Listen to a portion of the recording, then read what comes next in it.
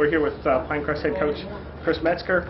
Coach, off one of the best seasons in school history, coming off last year with an 11-2 record and a playoff appearance. What are your expectations coming into this season? Well, our expectations are for the kids to come out every day, love one another, work hard, just follow our golden rule, which is don't do anything away from us you can't do in front of us. And I say that not to be cliche-ish, but if we do that, we feel like every week we'll have an opportunity to compete.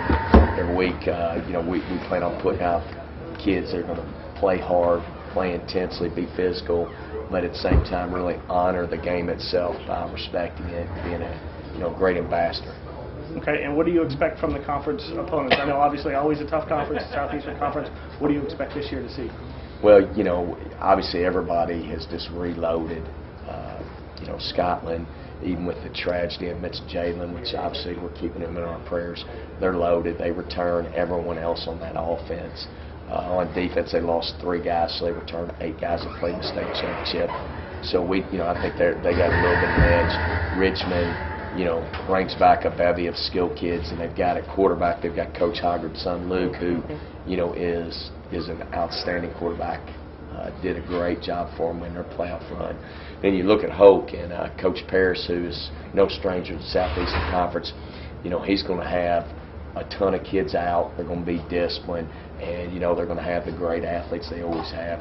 And Coach Seltzer, who won a bunch of games at St. Paul's, we played against him when we first got here. He took them to the state semifinals our first year we were here, and he's at Lumberton, got a great staff around him, has a bunch of seasoned coaches, and their players, obviously, they returned 20 starters from last year's team, which obviously had a tough season. Then you got Coach Howell, Hall of Fame coach.